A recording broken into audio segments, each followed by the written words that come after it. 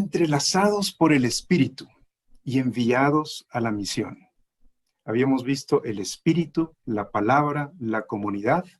Ayer Sven hizo énfasis en las transformaciones teológicas y las conversiones que necesitamos experimentar para ajustar cada vez más nuestras vidas al Evangelio de Jesucristo. Porque una experiencia como Pentecostés no nos exime realmente de seguir transformándonos teológicamente y de seguir convirtiéndonos mucho más al Evangelio de Jesucristo y al carácter de Cristo.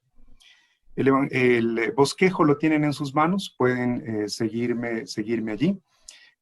Vamos ahora a explorar la iglesia bajo maltrato.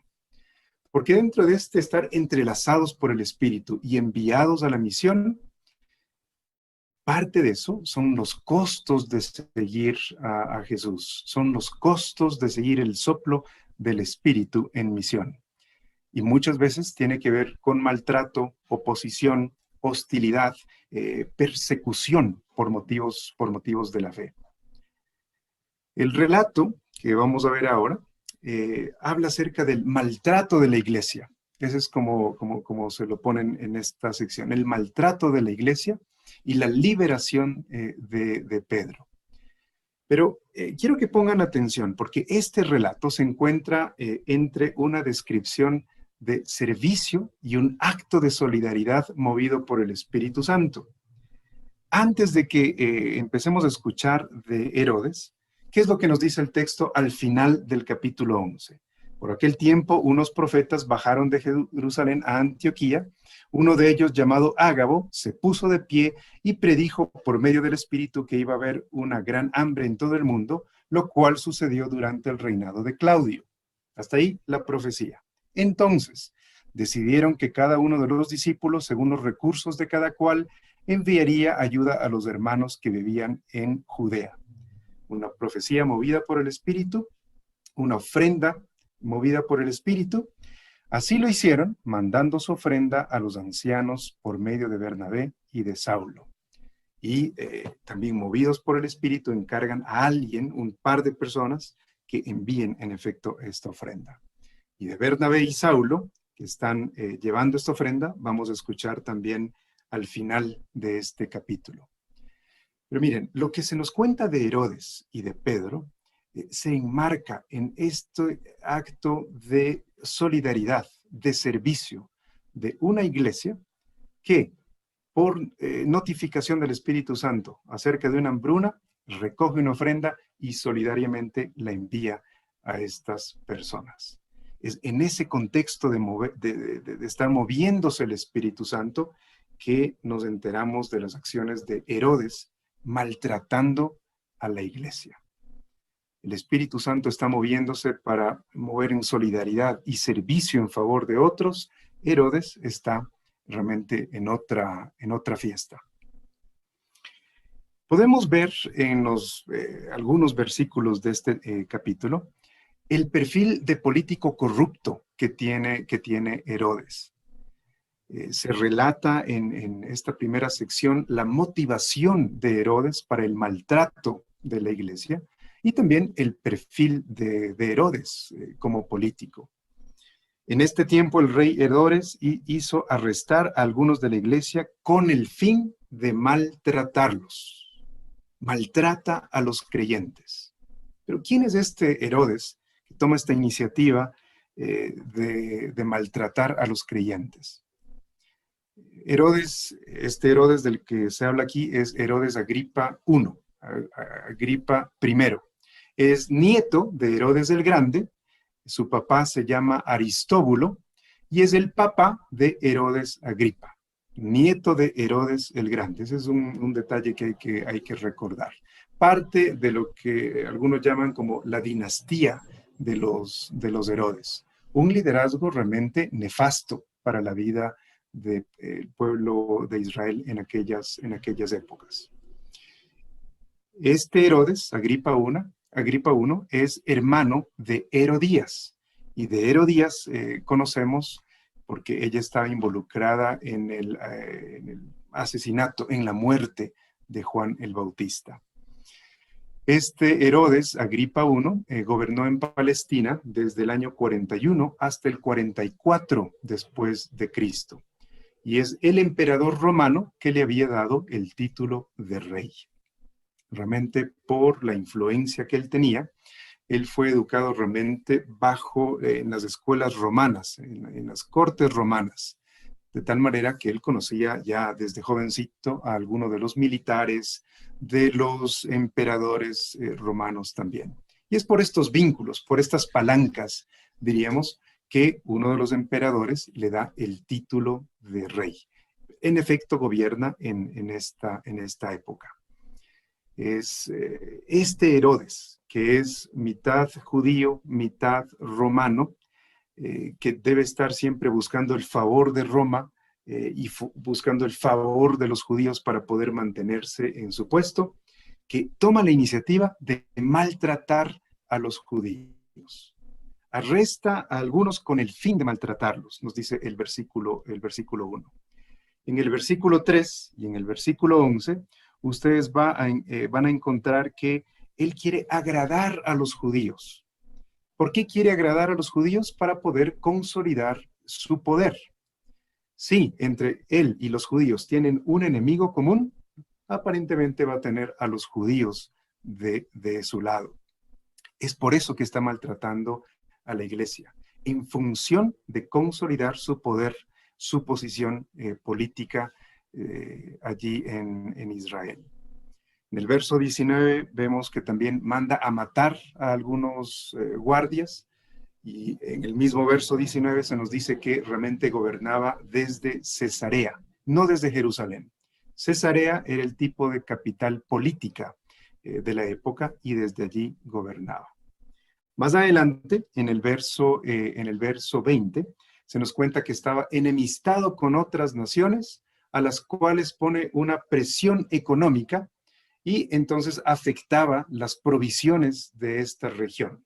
Imaginamos que es productos agrícolas y otros con los cuales la gente comercializaba, pero también se alimentaba. Pero pone presión económica sobre estas regiones también. Y en un acto público, se nos describe a Herodes en el verso 21 y 22, que está ataviado con ropaje real y está sentado en un trono y dando un discurso. Entonces, este Herodes que buscaba agradar a los judíos, parecería tener un tipo de perfil de personalidad de aquel que está constantemente necesitado de adulación y aprobación. Y cuando la gente dice, voz de un Dios, no de hombre, él se sintió adulado por este tipo de palabras. Y allí entonces recibe el juicio de Dios. Ahí está el perfil de este político corrupto. Ya venía de una familia con muy mala fama y con un liderazgo nefasto para la nación. Pero estaba jugando a ganarse simpatías entre dos partidos para poder mantenerse allí en el poder y consolidar su posición. Ese es el perfil de Herodes Agripa I. ¿A qué nos debe llevar a pensar esto? En nuestro estilo de liderazgo, en nuestras esferas de influencia. ¿Nuestro liderazgo es al estilo de Herodes o es más bien al estilo de Jesús?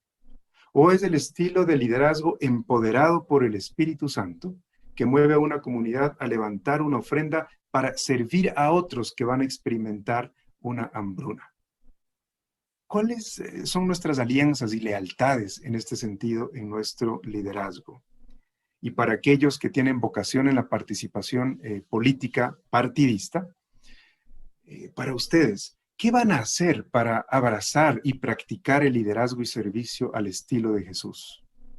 ¿Cómo van a ayudarse a ustedes mismos para no liderar al estilo de Herodes, si Dios permite que lleguen a posiciones de poder? Les invito a que pensemos en esto a la luz de este perfil de liderazgo de Herodes Agripa I. Pero aparte del perfil de Herodes, tenemos también un perfil del maltrato a los creyentes. Lo encontramos ahí justamente en los primeros 5 versículos. Se describen en estos versículos las diferentes maneras en que los creyentes fueron maltratados. Se mencionan arrestos a varios creyentes. Se menciona que Jacobo, hermano de Juan, se lo mandó a matar a espada, y el dato de la muerte por espada significa que hubo algún tipo de juicio para poder eliminar a Jacobo. Se arresta a Pedro, un líder prominente en esta comunidad de cristianos, y se lo pone, nos cuenta el relato, en estricta vigilancia para luego enjuiciarlo públicamente. Está esto en los versículos 4 y en el versículo 6. Es interesante notar, porque 2 veces lo manifiesta el texto, que este maltrato ocurre en la fiesta de los panes sin levadura, en la Pascua. Nos cuenta Lucas que ocurre este maltrato y el encarcelamiento de Pedro. ¿Qué es la fiesta de la Pascua? ¿Cuál es la fiesta de los panes sin levadura? Es la celebración de la liberación de la opresión o esclavitud en Egipto. Me llamó poderosamente este detalle, porque Herodes maltrata a la iglesia, encarcela a Pedro en medio de la Pascua, lo que da cuenta que su liderazgo era todo lo opuesto a la celebración de la Pascua. Era lo opuesto a la poderosa liberación del pueblo de Dios. Primer detalle. Ahí está un contraste. Se celebra la liberación del pueblo de Dios. ¿Qué es lo que está haciendo este Herodes? Maltratando a este pueblo de Dios, maltratando a la iglesia. Pero otro detalle con esto de la fiesta de la Pascua es que en medio de la Pascua Jesús fue entregado, muerto y resucitó. Es en el contexto de esta fiesta de la Pascua, de la celebración de la liberación del Señor, que la iglesia es maltratada. Y es allí que Jesús también fue entregado y fue muerto en la cruz. Lo que nos recuerda a quienes leemos este texto que nosotros vamos a también experimentar este tipo de costos para seguir a Jesús. En la Pascua Él fue crucificado, en la Pascua la iglesia recibe maltratos por causa de la fe. Pero este hecho de que es la fiesta de los panes sin levadura y de la Pascua nos da otro detalle también, que Dios actuó en medio de la Pascua liberando a Pedro, liberando a su pueblo o a un representante de este pueblo, conduciéndolo fuera de la cárcel. Parecido, con cierto paralelismo, diríamos, cierta resonancia de cómo también liberó a su pueblo de la opresión en Egipto. De este perfil del maltrato, desde arrestos, el asesinato de alguien, el encarcelamiento, ¿sí?, de toda esta oposición, hostilidad, maltrato, persecución, son parte del costo de seguir a Jesús y de abrazar su evangelio. Obviamente vivimos en épocas donde hay mucho más derechos y protección a la conciencia y la práctica religiosa, pero no podemos olvidar que actualmente hay muchos hermanos y hermanas en otros lugares bajo verdadera persecución. Muy bien por todos estos derechos y protecciones, pero debemos tomar en cuenta que definitivamente abrazar el evangelio y seguir a Jesús va a provocar varios niveles de oposición o de hostilidad. Ahí está el perfil de este líder corrupto, el perfil o los actos de maltrato a esta iglesia, y en medio de una fiesta, lo cual nos da algunos niveles de interpretación acerca de este maltrato. Pero vamos a la siguiente sección, la liberación de Pedro. Desde el verso 6 hasta el verso 19 se nos cuenta acerca de la liberación de Pedro. Y como lo hemos visto, esta liberación de Pedro también se da en un contexto de Pascua, de Éxodo, de la celebración de la liberación del Señor a su pueblo. ¿Qué es lo que nos quiere indicar Lucas a través de esto? Me atrevo a pensar que Dios, así como actuó en la Pascua, liberando a su pueblo de Egipto, así también en esta celebración miles de años después, él está liberando a Pedro como una señal o un signo de que está liberando a su pueblo. Y libera a Pedro, conduciéndolo fuera de la cárcel. Parecería en algún tipo de eco, resonancia, así como liberó a su pueblo fuera de Egipto. Pero hay varios detalles realmente en este relato. Ocurre en la noche, la misma noche en que Herodes estaba a punto de sacar a Pedro, ahí en el verso 6. Pedro está dormido, está encadenado y bajo el cuidado de 2 guardias, nos cuenta el relato. Y además hay guardias a la puerta de la cárcel. Dormido, encadenado, al cuidado de 2 guardias y hay guardias a la puerta además. Una situación que parece imposible. Y en esta situación imposible, durante la noche, aparece un ángel. Y aparece un ángel, según el relato, trayendo una luz que resplandeció en la celda. El ángel despierta a Pedro, se caen las cadenas, el ángel le da la orden de levantarse, le da la orden de vestirse, le dice que debe ponerse la capa y seguirlo.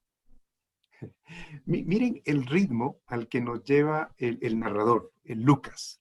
Toda esta serie de detalles que nos cuenta de la liberación de Pedro. Con mucha paciencia. Aparece el ángel, trae luz. Despierta a Pedro, se caen las cadenas, le da la orden de levantarse, de vestirse, de ponerse la capa y de seguirlo. Claro, uno lo está leyendo como rápido, rápido, que por favor libere a Pedro. ¿Qué es lo que va a pasar? Pero ocurren todo este tipo de narraciones con mucha paciencia y con muchos detalles. Una excelente narración. Pedro sigue las instrucciones, pero no está completamente consciente de lo que está sucediendo. Está medio despierto, medio dormido. Igual, con mucha paciencia nos sigue contando Lucas. Pasan por la primera guardia, pasan por la segunda guardia, llegan al portón de hierro, el portón se abre. Miren cómo va incrementando la emoción en este relato con todo este tipo de detalles. El portón se abre, caminan juntos y luego el ángel lo deja. En este momento, nos cuenta Lucas, Pedro vuelve en sí. Y él dice, el ángel del Señor me libró del poder de Herodes y me libró de las expectativas del pueblo judío. Por todo este tipo de relato, con todos estos detalles, creo yo que tiene ciertas resonancias y ecos con el ritmo del relato del éxodo de Egipto. En el éxodo de Egipto se celebra y se vive la liberación del pueblo de Dios. En este relato también se experimenta la liberación de uno de sus líderes. Claro, esto es una hipótesis interpretativa. ¿De dónde saco este detalle? Que 2 veces se menciona la fiesta de la Pascua y esta persecución en el contexto de esta fiesta.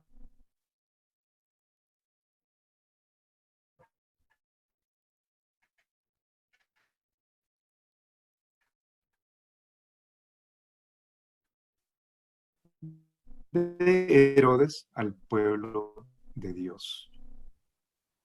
Ahí quiero algo. Se menciona a esta mujer, María, la madre de Juan, en donde muchas personas en la casa de ella estaban reunidas y estaban orando, nos dice el versículo 12. Miren que en medio de este relato de la liberación de uno de los líderes, en medio de este maltrato a la iglesia, el rol e influencia de las mujeres en la vida de la comunidad cristiana. ¿Era esta María tal vez la líder de esta comunidad? No sabemos, posiblemente. Pero por seguro, por lo que nos dice estos pequeños detalles de allí, es que ofrecía sus medios, su casa, para que la iglesia se reúna.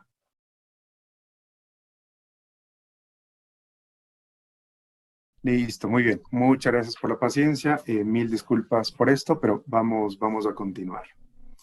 Les estaba diciendo, se nos da este detalle de una iglesia que ora.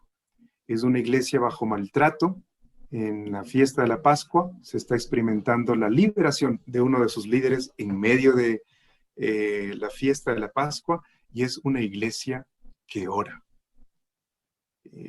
Pedro llega a esta comunidad, gente que estaba orando por él, y en un relato con, yo diría así, con mucha gracia, con mucha comedia, no vamos a detenernos en esos detalles, hay un testimonio para contar y un testimonio para escuchar. Con la mano, nos dice el texto, verso 17, con la mano Pedro les hizo señas de que se callaran y les contó cómo el Señor lo había sacado de la cárcel. Y les cuenta entonces su historia.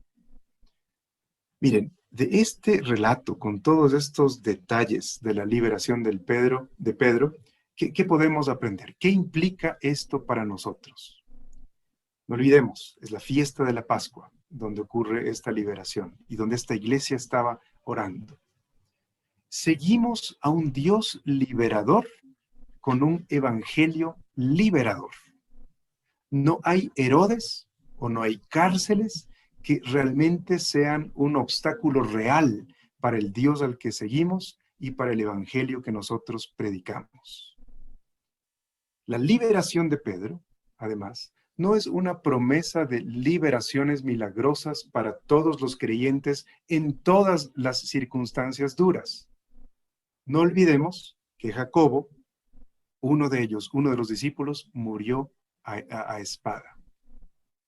Pero sí, en efecto, esta historia es una memoria de fe, es sagrada escritura, para animar nuestro camino en el seguimiento de Jesús en medio de la oposición al mundo.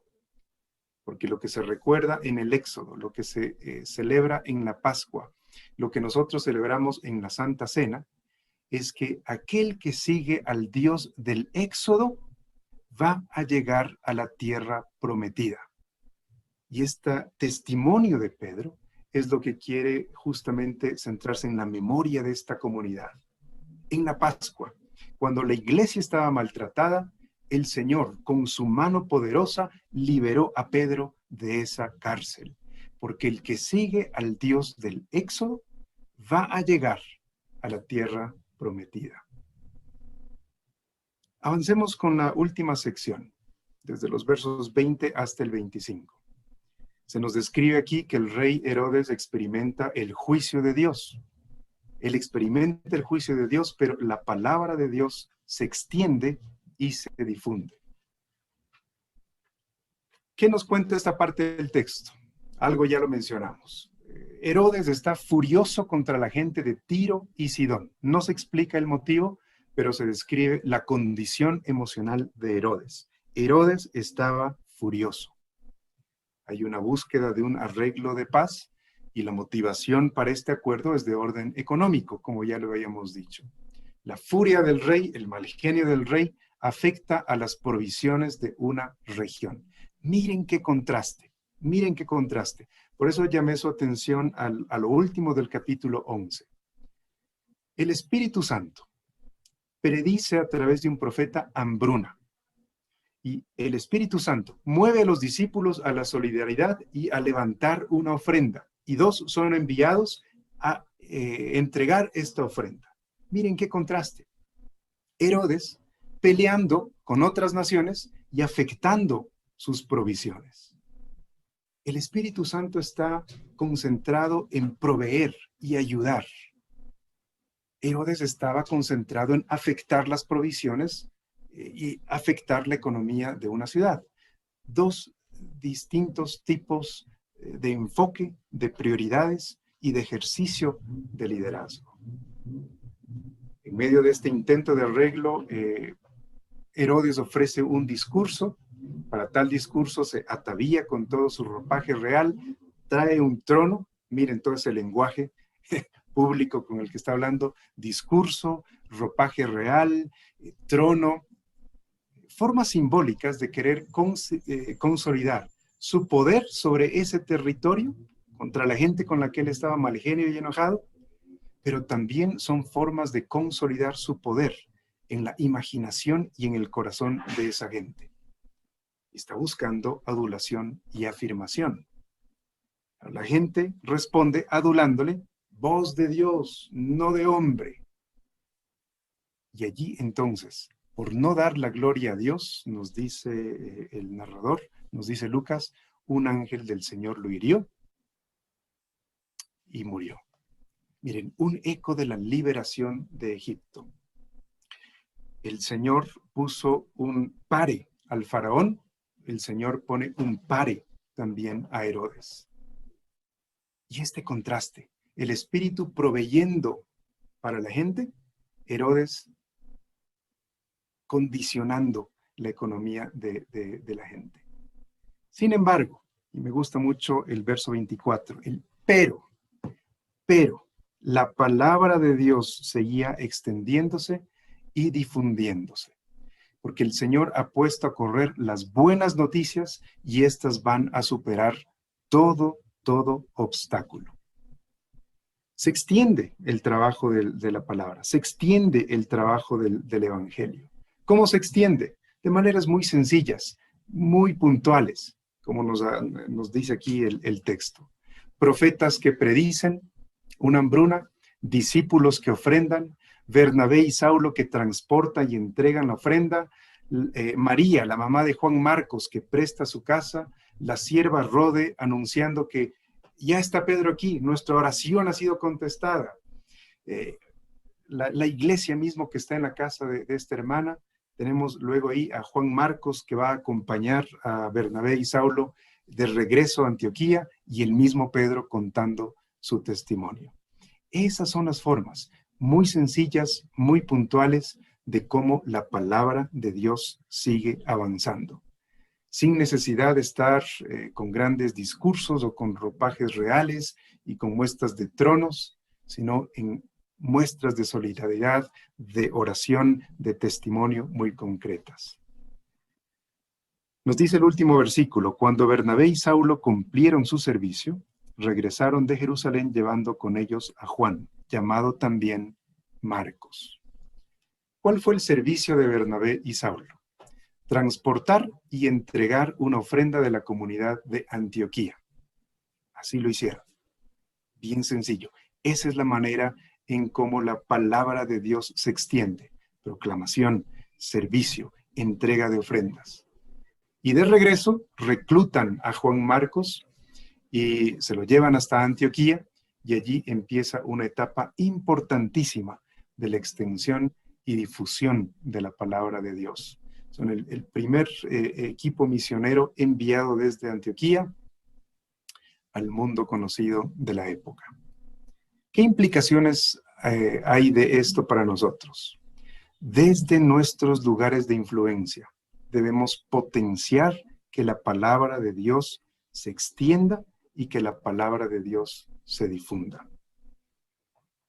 Seguir el Evangelio tiene sus costos. Vamos a experimentar algunos niveles de hostilidad, pero estamos siguiendo a un Dios liberador, a un Evangelio liberador, y si seguimos a este Dios del Éxodo, entonces vamos a disfrutar también de esta tierra prometida.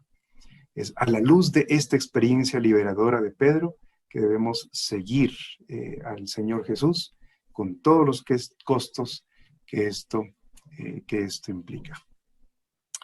Oremos. Padre, una vez más, muchísimas gracias por tu presencia y muchísimas gracias, Señor, por tu palabra. Ayúdanos a recordar, Señor, profundamente en nuestro corazón quién eres. Eres el Dios que libera a su pueblo y que pone a su pueblo a dar testimonio de quién eres y de tus propósitos globales para toda la creación. Ayúdanos a recordar también, Señor, a hacer memoria de esta experiencia de Pedro y su milagrosa liberación de la cárcel, fundamentalmente para recordar quién eres tú y cómo es que debemos seguirte. Ayúdanos, Señor, y empodéranos con tu Espíritu Santo, también para poder enfrentar las hostilidades, eventuales persecuciones, u oposición en nuestra vida por causa del Evangelio.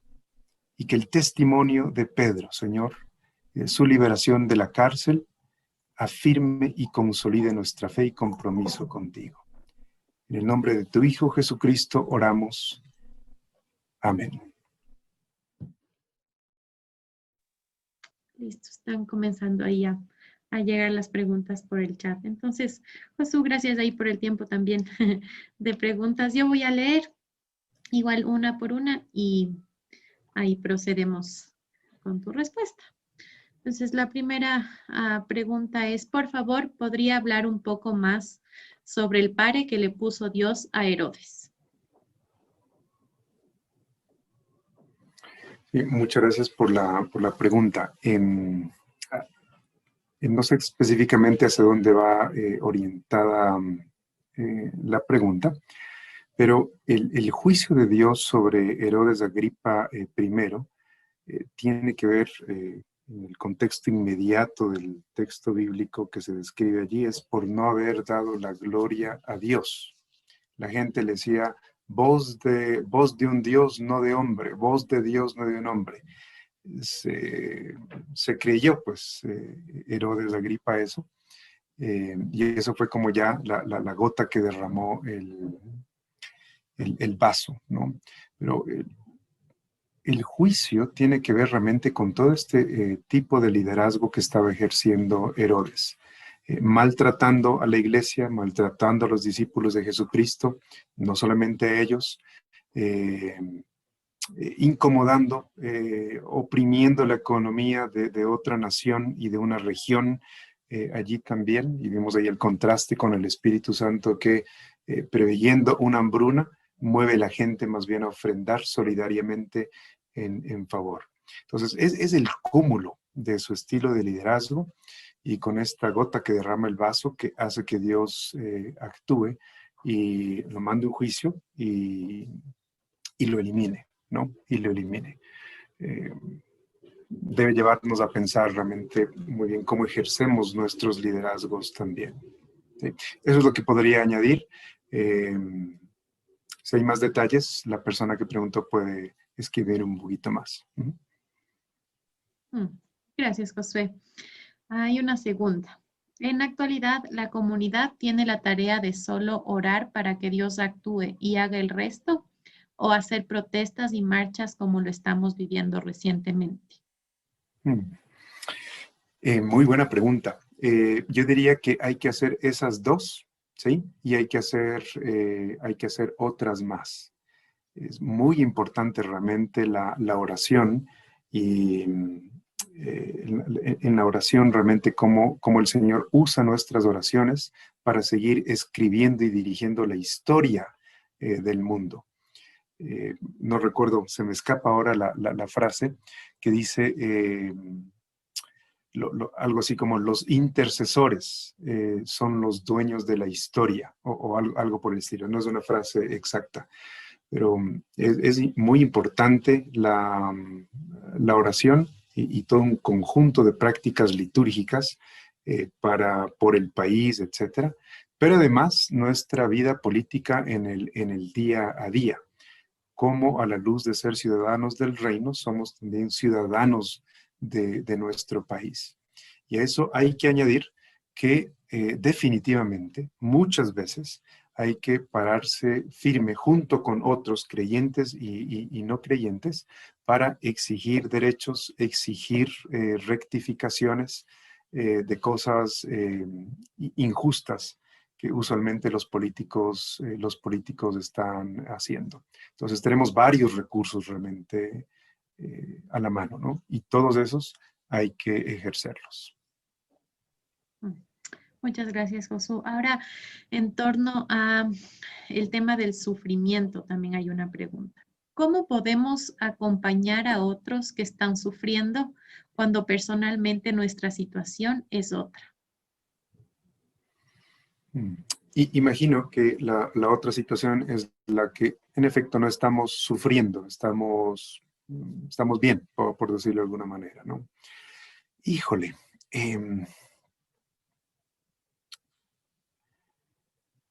Es una pregunta sensible, entonces